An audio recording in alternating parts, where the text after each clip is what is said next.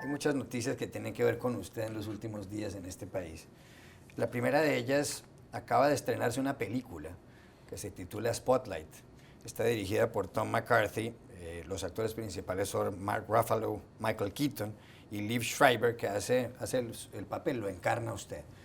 Esta película, a lo que se refiere, lo que muestra, es una investigación que hizo el diario The Boston Globe, del cual usted fue director entre el año 2001 y 2012, acerca de un escándalo que destapó el periódico sobre los abusos de algunos integrantes de la Iglesia Católica de la Arquidiócesis de Boston, abusos a menores de edad, escándalos de pedofilia y de pederastia.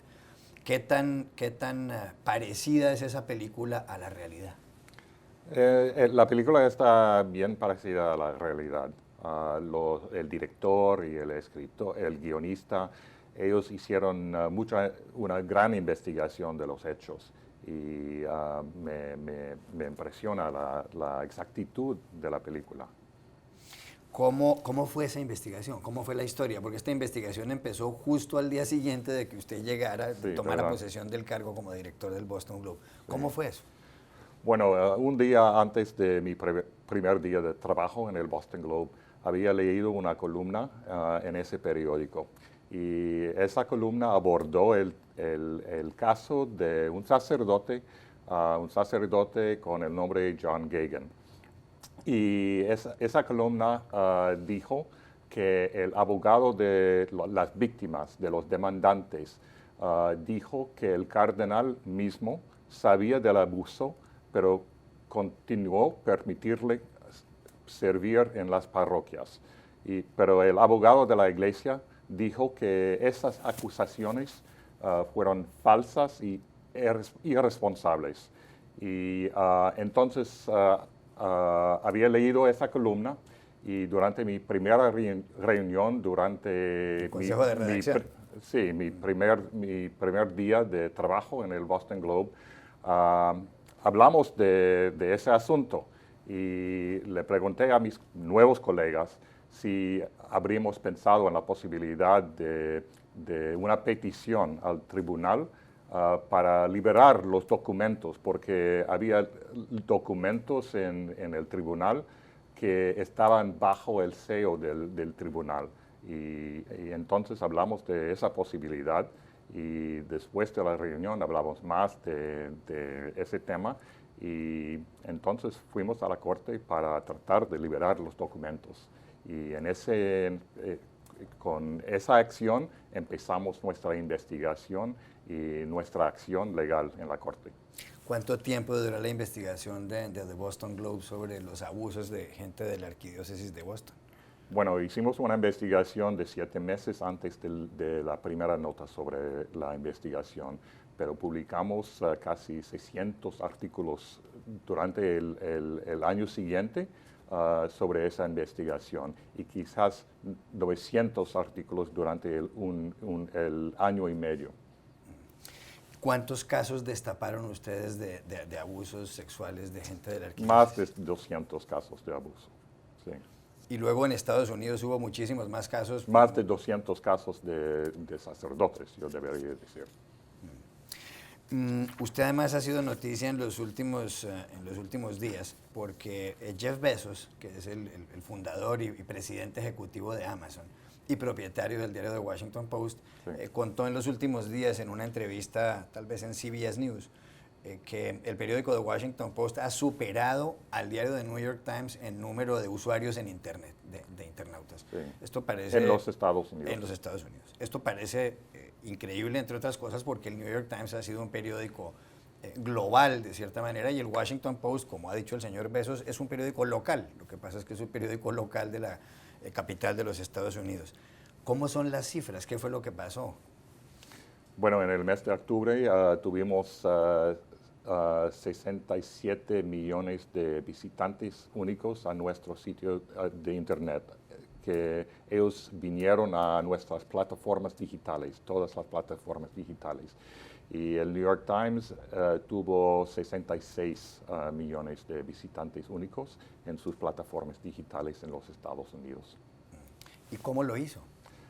Bueno, reconocemos que hay una manera distinta para contar las historias en los sitios web, en las plataformas digitales. Y es una manera de contar las historias más conversacional, más accesible. Y usamos todas las herramientas digitales que tenemos ahora, como los videos, los tweets, los documentos. Y hay muchas herramientas digitales que podemos usar ahora.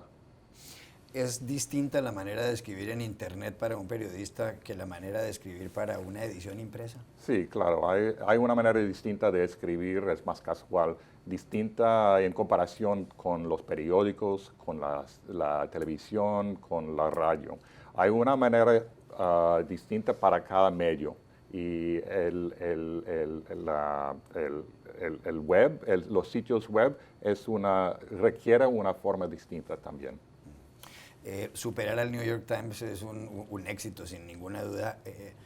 ¿Cuál es la comparación en número de periodistas en la sala de redacción, en lo que llaman ustedes en inglés el newsroom, entre el New York Times y el Washington Post? ¿Y cuál es la comparación en el presupuesto que tienen? Sí, ellos tienen una redacción mucho más grande que la nuestra. Ellos tienen 1,300 personas trabajando en su sala de redacción y nosotros tenemos 700 personas trabajando en nuestra redacción. Le iba a hacer una pregunta sobre un caso que ha inquietado mucho al Washington Post y tiene que ver con Jason Rezaian, que era el jefe del buró del Washington Post en Teherán, en la capital de Irán, porque ha sido arrestado y además ha sido condenado por espionaje. No se conoce la condena, que además se supo hace muy pocos días, en este mes de noviembre.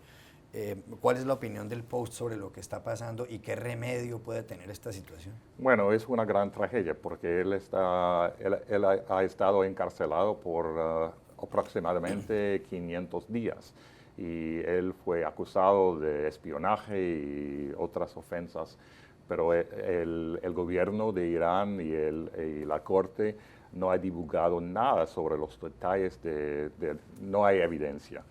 No ha divulgado ninguna evidencia.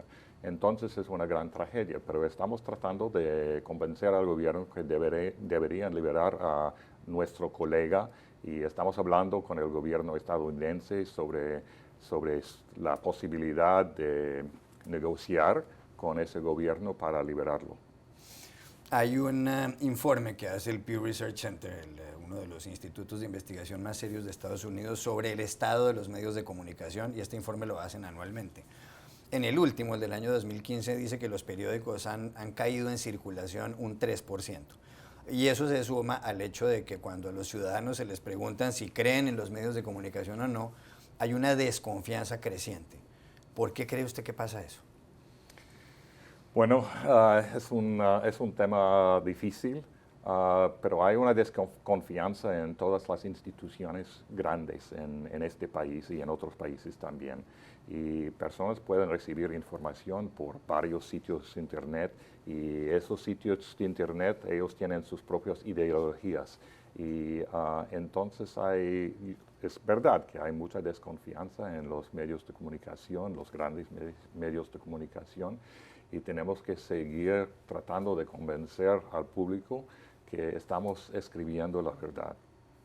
Decía Jeff Bezos en la comparecencia que hizo en la entrevista en CBS News que la misión principal del Washington Post es arrojar luz sobre las instituciones, por ejemplo, sobre el gobierno de los Estados Unidos.